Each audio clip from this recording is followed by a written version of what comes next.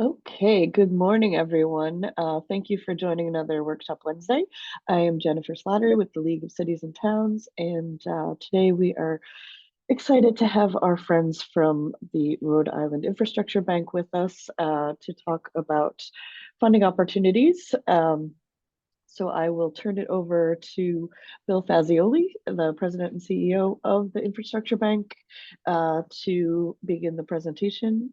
And if you want to hold questions till the end, we'll take everybody back onto the screen, and you can also enter questions in the chat, um, and then we'll do a raise hand function at the end. Thanks. Great. Thank you, Jennifer, and good morning, Thanks, everyone. Bill. We really appreciate the opportunity to work with the league again on another session, which we hope is informative to the membership. But as you know, the Infrastructure Bank was started several, decades ago, going back to 1989, 90, and our primary objective was, providing financing for sewer and clean water, drinking water projects, and that's really been our bedrock programs we've been running for the last 30 years. But over the years, we've expanded our programs to meet a growing demand of needs that municipalities face and different challenges. So as many of you know, we now have a efficient building fund and municipal road and bridge fund. And, we also manage a number of climate resiliency initiatives as well. So we're always looking for opportunities to explore our services to cities and towns. And today we have some discussion on some new programs that are under consideration, and a big part of this conversation today was sort of to get your feedback from the municipalities as far as their interest in pursuing these programs if we get them established here at the bank. I'm joined by three colleagues here today who will be providing a bulk of the conversation, and we'll sort of be having a panel conversation. But our first session really is on a new initiative that we're looking at on dam safety and dam removal, which is a federal program that we're looking at possibly applying for some funding through the Army Corps of Engineers. And then we'll discuss some conversation about some solar development for closed landfills, which is a popular use in other communities around the region. There's a few here in Rhode Island, but we think there's an opportunity to establish solar on these either existing landfills or closed landfills, and even other sort of vacant, underused municipal parcels. And lastly, we'll have a discussion on our MRP program, which I know many of you have submitted applications. Kim will provide an update where we are in that process. So if we go to the next slide, we're going to start with the discussion of dams in Rhode Island, which is something that is a topic that a lot of people don't spend a lot of time with unless you're in the EMA department or if you're in the Public Works Department. A lot of municipalities it's not on the top of everyone's list of municipal dams and what the status is, and what some of their financing strategy is. So first part of the conversation, we'll have Aaron Qureshi, who will be discussing again some of the overview of the dams in Rhode Island. We've been partnering with Rhode Island DM to ascertain the condition of dams. And also Aaron will discuss some of the possibilities of a federal funding program that we're looking to apply by the middle of December. So Aaron, if you want to go ahead and discuss this opportunity, that'd be great. All right, thank you, Bill. For dams in Rhode Island, we're kind of faced with a historical dilemma. On average, Rhode Island hosts the oldest dams in the entire country. According to the National Inventory of Dams, the state contains over 200 dams with an average age of 124 years. Many of these dams provide crucial public services such as managing flood risks, ensuring our drinking water, generating power, irrigation for farmland, recreation, and much more. 176 of these nationally identified dams have a hazard potential classification of significant or high. Dams that traditionally fall in the high or significant category are those where dam failure could result in loss of life or significant disruption to local infrastructure.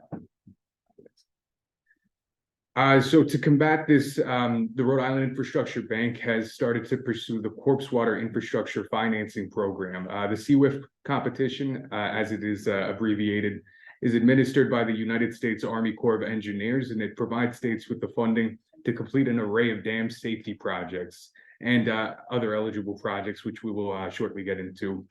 The program facilitates investments in water and infrastructure projects that focus on enhancing community resilience to flooding, the promotion of economic prosperity, and improving environmental quality.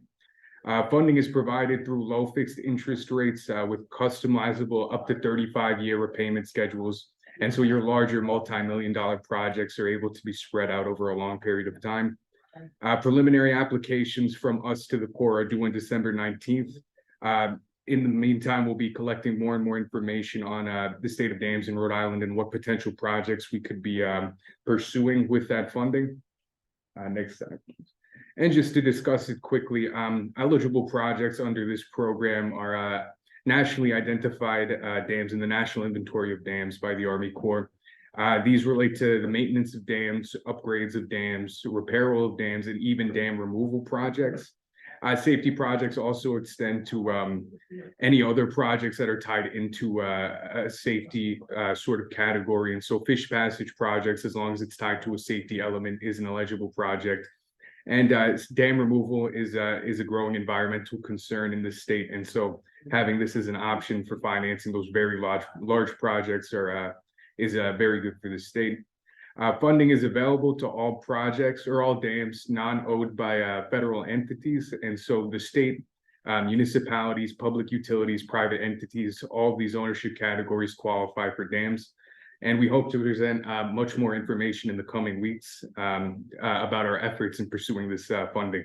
Great. So Aaron, as you described, we have to basically provide a sort of a preliminary application by December 19th to the Army Corps of Engineers. And then after that, we'll get some response back from them in 2024, whether or not we'll be eligible to apply for the full funding sometime in 2024, which will be available in 2025. Is that sort of the timeline for this? Exactly. Yep. We expect funding to arrive in early 2025 after the preliminary application. The first step is this preliminary application. After this, we'll be invited to apply for a full access to the federal funds. And from there, we expect to start in early 25.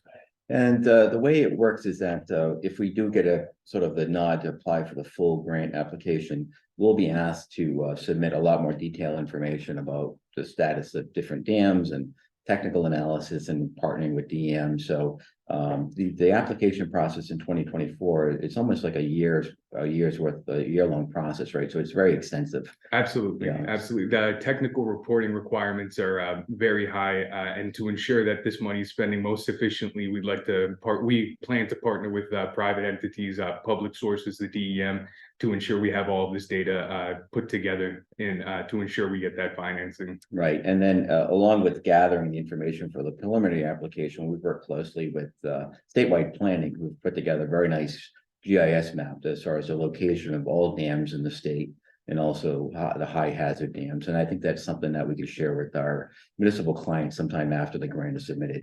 Absolutely. It provides essential information on where the location of these dams, where failure could potentially affect human life and severe infrastructure for the state over to the municipality, so they're aware. And then one of the last things is that even though the funding might be available on our end to the infrastructure bank, obviously anybody interested in this program will still have to go through DEM and the permitting for any dam projects or dam removal projects as well, right? Absolutely, absolutely. So, those requirements are not lifted yet. Yeah, that's excellent. Well, thank you, Aaron. So again, we hope to submit our preliminary application on December 19th, and then hopefully we'll be asked to submit a fuller application in 2024 to gain access to the federal funding in 2025. But we think this is an area that needs some emphasis, especially with the levels of rainfall we've had the last couple of years. That a lot of these dams are probably under a lot of stress. Absolutely. And potentially we could have a funding source that could allow entities to make necessary repairs, or in some cases remove the dam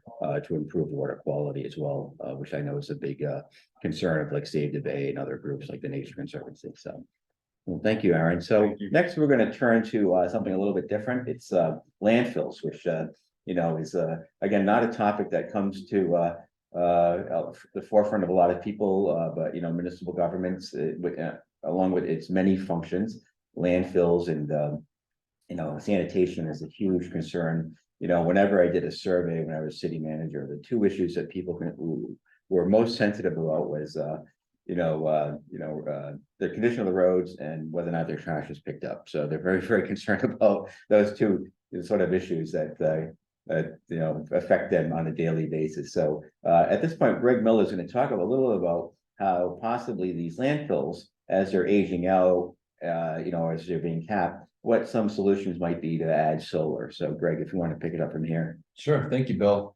Yeah, and as you said, especially now as we're kind of sunsetting on available ARPA funds from the federal government, municipalities are going to have to start looking at sources to both cut expenses and generate some revenue. And a lot of municipalities are actually sitting on these landfills. And as you said, whether you have a already capped landfill that's been closed, in conjunction with DEM, or a landfill that you're looking at capping, those are conversations that we want to have with you to just discuss opportunities to put solar on it. Obviously, with the state mandates, the Act on Climate, and the Green Buildings Act, municipalities are going to want to start not only reducing their emissions and cutting energy use, but as I said earlier, potentially generating revenue for the town. So the financing of the construction of community and large scale solar projects can occur on these publicly owned parcels and preferred sites, does not have to be limited to landfills. And that can include both capped and closed landfills, but as well as any brownfields, municipal rooftops, parking lots, all of those, we can work with you to essentially develop solar arrays on. And we have funding available for municipal owned solar on capped and DEM landfill sites. We have programs that we can help you finance these sort of projects with below market rate financing that can be paired with federal tax credits. And these projects can be used for community remote net metering programs as well for the cities and towns to kind of capture and generate revenue. So when we're thinking about eligible projects, as I said earlier, municipal owned landfills, as first comes to mind. But as I'll state in a minute, we do have financing programs that if you're identifying, quasi publicly owned landfills or privately owned landfills, that's something that we can help you, put solar on as well. Brownfields, municipal rooftops, parking lots, but also an array of city-owned properties. This can include school buildings, Department of Public Works sites, public parking lots and facilities, safety complexes, community centers. And we've worked with municipalities before, to go through audits of their energy use for those buildings, as well as work with them on planning on adding efficiency measures, including solar development, on those buildings. And we also have historically through the Brownfield Loan Fund in the past rehabilitated properties and vacant land. So that's certainly an option as well if you have any brownfields that you were thinking about improving the use. Great, thanks, Greg. One of the things I was going to ask you about before we get into the financing options, a lot of times when we in our research working with municipalities and their landfills, sometimes they're a little sensitive about the engineering of doing ground mounted solar because of the caps in that area. So that's something that we can work through, that we've had some discussions with various engineers and DEM as far as how there might be portions of the landfill that can contribute to solar. It doesn't have to be the entire parcel. That's right. And you really don't know what you have until you do an analysis of it. And one of the largest cost barriers that communities face is hiring those, technical analysis to go in and review, certain project areas that a community is thinking of. So here at the bank, we provide a technical analysis firm at no cost to any of the clients that are thinking about doing this. So we work with a company called Cadmus. They're environmental engineers that work nationwide, and they have gotten to work with municipalities at each community level across 39 cities and towns. So they understand, Rhode Island's unique situation. Every municipality is different, and each one will have a different goal that they're trying to ascertain. And we'll work with you to identify, what your energy use is. And if you're thinking about capping landfills or providing solar on capped landfills, what would be the best array to fit that would both mitigate impact on the community, but also generate the most, bang for your buck. Great. So, Greg, I know we got the slide up here on the funding opportunities. Why don't you go ahead and explain how the existing efficient building fund and our new upcoming clean energy fund can lend its support to municipalities looking to finance solar? Sure, yeah. So we have two primary programs by which we're helping communities achieve these goals. As Bill said, we administer the Efficient Buildings Fund with the Office of Energy Resources, and it provides long-term fixed rate financing for comprehensive energy saving projects, as well as installing clean energy units and fixtures. So you can think of an old dilapidated publicly owned building, maybe an old school or library that needs an array of energy efficiency measures. EBF is a very good program for that, to secure below market rate financing for communities, especially in this high interest rate environment. Typically, the Office of Energy Resources will review applications twice a year, in the spring and the fall. And what we'll do is we'll work with you in between those to figure out what your project is, what you want to achieve, as well as gathering all of the application materials you'll need to submit your application to the Office of Energy Resources. They will grade your application project on reaching different efficiency measures to make sure that it's cash flow positive for you. And then after it's graded and posted, we'll sit down with you and we'll think about, is financing right for you for this project. Great. And then the Clean Energy Fund is something that's under review right now, but it's a new initiative that the Infrastructure Bank is actually receiving funding for up to $5 million in 2024. But that's going to sort of allow us to do a little broader use of our resources for supporting the transition to clean energy. So, maybe Greg could talk about the Clean Energy Fund and sort of the timetable that will be available, not only to cities and towns, but also to private entities. Sure. Yeah. And the idea behind the Clean Energy Fund is we were kind of limited in entities that we were able to lend to, and the types of projects that were able to be financed. And we understand, each community has different needs that we would really like to meet in helping these communities adhere to the Act on Climate goals. So the Clean Energy Fund is allowing us to lend to quasi-public agencies, certain state agencies, as well as private individuals and businesses, to help bridge that gap in investment at the municipal level and as well as the private sector and at the state level. So we have recently worked on the regulations for this.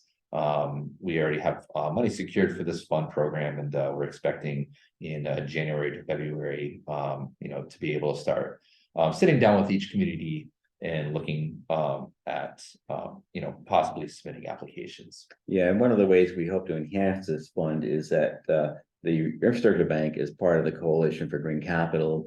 We're part of their grant submission to access a lot of federal funding.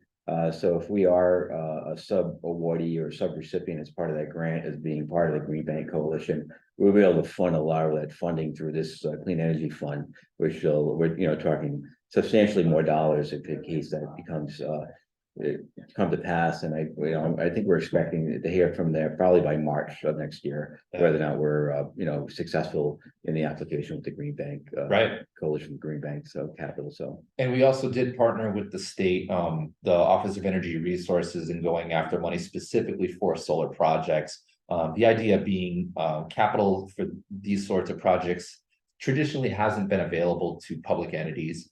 And with the EPA earmarking a lot of money for these sorts of projects, we want to make sure that Rhode Island gets its cut of the pie. So we had a very strong application that we submitted with the Office of Energy Resources back in October. And as Bill said, we'll kind of find the results of those in March. But all of these add up to the bank being open to working with cities and towns to achieve energy reduction as well as cost savings. Great, thanks, Greg. And then our last piece today, before we open it up to questions and discussion, is an update in our municipal resiliency program. So we're very excited to have Kim Coriath, who has been sort of the champion of the MRP programs over the last several years with the bank. I know has worked with 35 municipalities now to get them in the program. And it's really been a very intensive process over the last couple of years, but we're very happy with the results. And when we share with you sort of the response we got from our recent RFP, I think you'll see why we're excited about it. But Kim, if you want to discuss a little background on MRP, and then we can get into where we are with our latest funding round. Absolutely, absolutely. So as many of you know, since 2019 or so, the Municipal Resilience Program has served as the on-the-ground implementation of Resilient Rhody and the statewide resilience efforts. It's consisted of 3 key components over the years: MRP workshops with local municipalities to identify hazards, strengths, vulnerabilities, priority resilience actions. And over the course of these workshops to date, with 35 municipalities, we've identified over 1,600 key resilience actions that need to be completed to achieve statewide resilience. Secondly, we have MRP action grants, as many of you know, which I'll be providing an update on in just a moment, which of course fund design and construction projects with resilience benefits. And to date, we've allocated 7.4 to 7.5 million in action grant funding to these awards. And we did just close an RFP for an additional 12 million in action grant funding. Those applications we will be scoring and reviewing. And the final part of the program is our ongoing MRP project pipeline technical assistance that we offer to support municipalities to identify further funding, financing sources, as well as partners to advance their local resilience actions. Great. And yeah, thanks. yes. One of the things that is exciting about the MRP program, Kim, is sort of the partners we work with.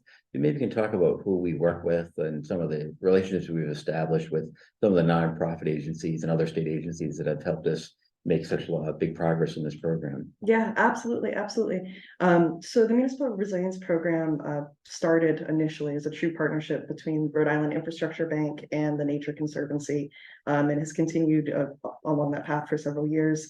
In recent years, as we've started to think about our Municipal Resilience Program 2.0 strategy, where we go from here, we've been deepening our partnerships with other statewide agencies, our Department of Environmental Management, our Emergency Management Agency, among others, to see how we can expand the service offerings through the Municipal Resilience Program. And these are elements that we're going to be looping into our MRP 2.0 strategy. Oh, good. So we have our slide up here. So maybe just describe sort of the response we got most recently with the application to do, I think at the middle of November, right? So maybe talk about where we are and what the status is and where we expect to, inform folks who were fortunate to receive grants from us. Absolutely, absolutely. So as you can see, somewhat shared on the slide here, we do have that MRP action grant solicitation rounds that just closed in November. We are going to be announcing those grant winners in January. This is a month further out than we were initially anticipating, but this is in response to the strong response that we received to this RFP. And in this RFP, we received applications from 30 municipalities. From these 30, across the 30, we had 41 applications totaling more than 52 million in requests for resilience funding. So we do have quite a number of applications to review, and there's quite a lot of resilience need that's been demonstrated. And who is involved in the RFP review process? What partners review those applications? Yeah, so we have a pretty wide-ranging review committee. There's of course the Infrastructure Bank, Rhode Island Department of Environmental Management, and we also have Department of Health, Rhode Island Coastal Resources Management Council, and Division of Statewide Planning, who serve on that committee as well. And one of the reasons why we got such a strong response this year, well, there's two really. One is we had a broader group of municipalities who were eligible to apply, say last time, because now we had up to 30 communities who were eligible to apply because they went through their workshops. But the other aspect, and maybe you talk about this, Kim, because you reviewed the responses from the last funding round, we removed the cap on projects as far as what people could ask for. So the idea was we wanted to, get more impactful projects. And last time, I think the cap was like maybe $500,000 or maybe $1 million. Exactly. So maybe you could talk about what you've seen different in terms of the type of projects that were submitted last time we did this versus where we are now. Yeah, absolutely. Definitely in the early rounds of the program, when we maybe only had $1 million or 1.5 million available, we did tend to see smaller projects that were submitted through those rounds.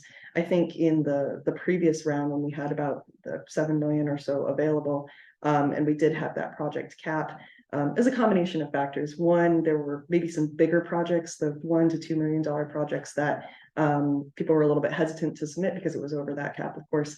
And two, the program was growing and expanding rapidly. And I think people had previously known the MRP Action Grant Program to be kind of a smaller pool of funds, and we're getting used to it being a bigger pool of funds. I think now coming into a second round where we've had a larger amount of funding available, and in combination with removing that cap on funds, we're finally starting to actually see I think a true image of the need that's out there for resilience across the municipality. Yeah, and do you think that the last few summers and, we've seen some really extreme weather patterns in Rhode Island in terms of rainfall, tornadoes in Johnston, things like that. Right. I think that's raised the level of awareness of elected officials that this is something that they, have to start paying more attention to. I would say absolutely. As these things continue to just grow and become more apparent with time, it's only going to become more of a pressing issue. Right, and I know we've talked internally at the staff that, we're very appreciative of the support that the state has given us to administer these grant programs. So we rely on state bond issues to allow us to do these infrastructure grant projects. And so this funding is going to be coming out of the $16 million green bond that was passed in 2022, but we're just funded by the state a couple of weeks ago. So the funds are on hand, so which is exciting. Actually, I think we've already had receipt of the funds with the bank. So we're hopeful to, make awards and expedite projects really quickly. But I think we all agree that the bond funds are a great way to get these projects up and running, but we need to start thinking about other ways to fund resiliency on a more recurring basis. So I know you've had some discussions with other officials in other states who do similar roles that you do. And, long term, we're looking at something called the Storm Act, which is a FEMA program that will be eligible to apply some in 2024. So I don't know if you want to talk a little bit about the Storm Act and how that's up and running, and how hopefully the bank could be able to create a similar revolving loan fund that we have for water and wastewater projects to support resiliency programs. Absolutely, absolutely. Yeah, one thing that we've seen across other states is that a lot of states that have grown their resilience efforts significantly, as Rhode Island has, tend to have a resilience grant program and then also a resilience revolving loan program. There is a new federal opportunity through the Storm Act, as Bill, you were mentioning, that allows for states to establish such a revolving loan program. And that's something that we've been digging into over the course of the past year. And that we'd be pursuing in close partnership with the Rhode Island Emergency Management Agency. So Right, in the process of those conversations. Yeah, there's a few states that have it up and running. I believe it's New Jersey and Virginia, but we hope to get in line to get the funding for 2024, so we can have that established. But I guess the message is that grants are wonderful opportunities. Everyone likes grants, but they sort of the resource gets depleted fairly quickly, because we have to wait for another funding source, either through a bond or, of course, an appropriation from the state budget would also be great to rely on as well. But I think we also have to consider other funding sources that are more sustainable and that we can rely on a more recurring basis, rather than waiting for sort of grants that sort of pop up every couple of years. So Right, and we do see in some of our partner states who are again working deeply on resilience efforts, that budget allocation towards, or annual budget allocation towards, a grant program to support resilience efforts. So yeah, I believe you said Massachusetts has part Yes. of their annual budget sort of recurring monies that allow cities and towns to continue this work on an annual basis. Exactly. Yeah, so that's something that we'll probably want to obviously work to advocate with our municipal partners in the League of Cities and Towns to sort of, provide funding sources that, are more sustainable and predictable, rather than relying on bond issues. But as you can see, the need and the demand for this funding far outweighs our resources. So, we've got in total $16 million to work with between 2023 and 2024, and the demand's at 52 million. So, and it's only going to be growing, I suspect. Exactly. And on that note, in terms of a couple more updates, we are going to be releasing a second RFP for the Municipal Resilience Program Action Grant Funds this coming 2024, spring 2024. So keep an eye out for that as well. And then the other secondary part to this, the last note on the slide here, as I alluded to earlier, we have been working strongly on our MRP 2.0 strategy development, collaborating both with our partner, the Nature Conservancy, as well as across statewide agencies and organizations, particularly working very closely with the Department of Environmental Management as they're growing their resilience efforts as well, and making sure we're in alignment with them. So that a draft of that will be released early 2024, and at that point, feedback will be solicited. So there'll be an opportunity to engage with that. And one of the last things as like we close out this section is that the bank does have some resources available to it. So we could actually in the interim, maybe divert some resources to this effort, without having to wait for other federal grant opportunities. So we'll be considering that with the board in early 2024 to how we could take some existing bank capital and kind of put it in its own bucket for to support municipal resiliency projects. So well, thank you, everyone. Aaron, Greg, and Kim. That sort of concludes our formal presentation. Here's our contact information. If you want to provide any, if you want to get in contact with any of us on any of the topics that we discussed here. But Jennifer, I guess we can open it up for any questions in the chat, or if anybody wants to come online to do that, we can certainly take questions now and follow up with folks either now or sometime afterwards. So. Absolutely. Thank you for the information. Folks, if you have questions, we would love to see you take yourselves off of mute, and there is a raise hand function as well under the three dots piece on the bottom of your screen. Ernie, I see that you have taken yourself off mute, so we'd love to hear from you. Thank you. Bill, I want to thank you and your team for sharing this valuable information with us and to provide funding for much needed needs for the cities and towns. So thank you. Been a great partner, and we're looking forward to continue to work with you and Infrastructure Bank. Great, thank you. And I have to commend my team here. We actually at a remote location, our office internet shut down at 9 o'clock this morning, so we had to scramble to another location, and I may have violated a few speeding traffic violation, but we're here and we're up and running, and everyone, we got here probably in about 10 minutes before 10, but things are working here, and we're happy for the opportunity to work with the league on this. It certainly highlights the need for dependable infrastructure. It certainly does. Willing to share my office with you if you need to next time. Yeah, we were scouting out. We were fortunate to use the offices of our law firm, Harrington and Vitale, and so they were the closest. Once we did a map, we could get there the quickest. So from our location, but it worked out well. So, but I do see some questions in the chat about timelines. On the one for the dams, Tony, I don't know if that's what you're discussing, but we should hear back if once we submit the preliminary application in December, probably by February, Aaron, on February sounded about right. And then MRP, we hope to have awards made by January.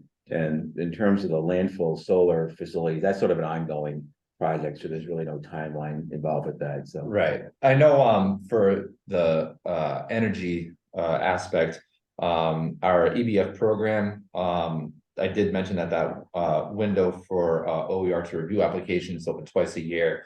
The window opens for like a 2-week period. So the next one is going to be either April or May, and we'll certainly give you plenty of heads up before that. But with this clean energy fund that we're going to have coming online, we're looking at rolling application basis for that, and that, like I said, will be hopefully January. We're going to begin launching that, right, Bill? yes.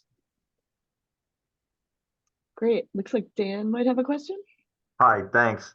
Bill, Dan Perillo, Coventry. So do the cities and towns have to reach out to you by the 19th for that application, or is Rhode Infrastructure just submitting that on our behalf? Yeah, hi, Dan. Yeah, that's a good question here. So we're submitting it on behalf of the state. But if you do have a particular project you'd like to let us know about, that's a priority for the town, we'd love to include that in the application. The more real case studies that we could provide will make it very strong. So feel free to email us, and we can set up a time to review your particular project in Coventry. We could certainly make that part of the grant application. Great, thank you. And it Anybody looks like else? It looks like Edward, in the chat had asked, is there a specific contact that can assist with solar projects and close landfills?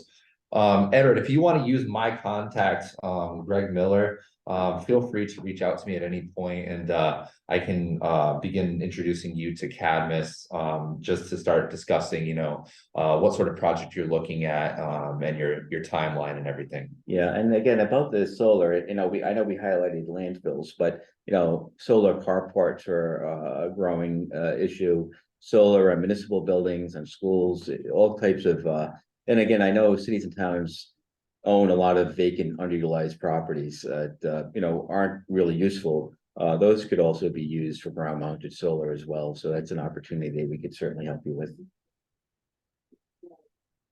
Great. Okay, last call for questions. Looks like we may have got them all. All right, well, thank you so much to our friends at the Infrastructure Bank. We appreciate your partnership and willingness to share this information with our members. And members, we'll see you next week for another Workshop Wednesday. Take Thanks care, so much, everyone. everyone. Take Thank care. you, Bye. everyone. Bye. Bye.